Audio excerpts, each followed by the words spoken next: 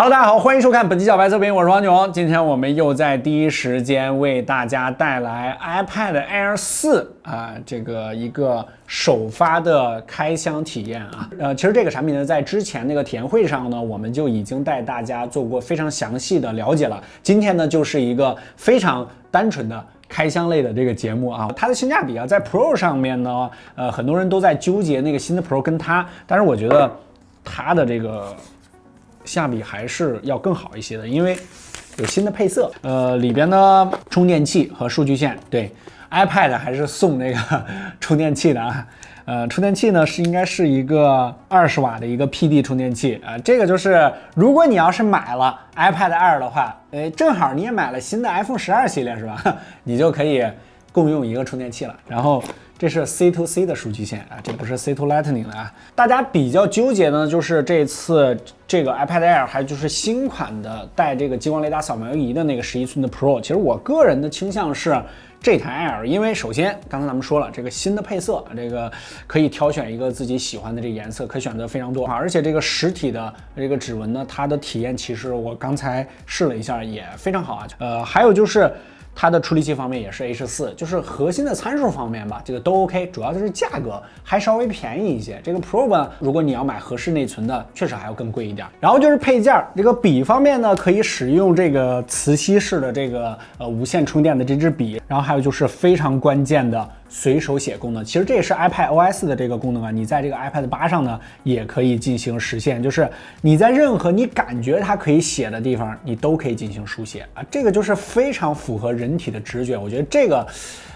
有点软件大于硬件的这个意义，就是非常符合使用笔的这个习惯，而且这个习惯呢也非常适合老人，因为老人的话他可能不习惯用那个打字啊，这个比如说我爸他这个使用手机也是一直手写，这个就非常符合他的使用直觉，就是感觉这可以写字啊，我可以直接进行写就可以了，这个特别方便。如果要是你想给自己的家长这个买一个看剧的，然后 iPad 8或者说好一点这个 Air 都可以选择。然后就是这个键盘方面了，这个键盘上呢，首先如果你要是想真正的当成一个生产力工具，我个人是非常建议这个 Smart Keyboard 的。当然它也确实比较贵啊，这个2000多块钱，但是它的意义就在于它可以变成 iPad， 或者说变成一个生产力工具，这是它的这个使用的这个场景。你要想一下自己的实际的应用场景，然后配合笔的话，这就是它的完全体了。然后我们这里还有这次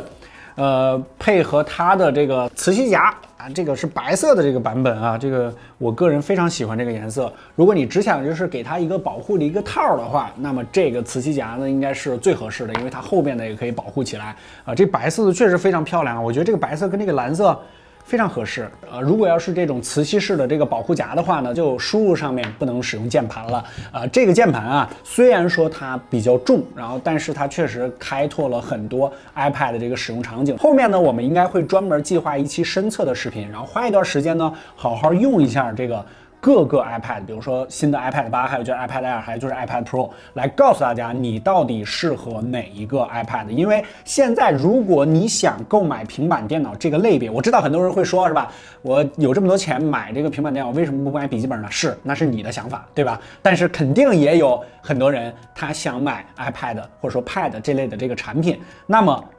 你更适合哪一个？然后他们在你的日常生活中究竟能给你带来什么特别强的便利性，或者说在工作上能给你带来什么新的改变？我们到时候会好好花一段时间，好好体验一下，然后再出一期深度的测评给大家。目前的情况下呢，在购买建议上，我个人觉得在生产力这个层面上面，如果你要讲的话啊，iPad Air 应该是最具性价比的。如果你单从 iPad 这个大类上来讲的话，性价比最强的应该是 iPad 8，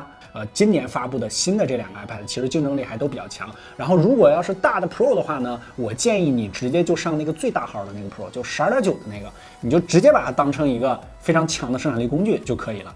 这个就是一个非常简单的 iPad 新款 Air 4的一个小开箱，期待一下我们后续的深测，都关注小白测评就可以了。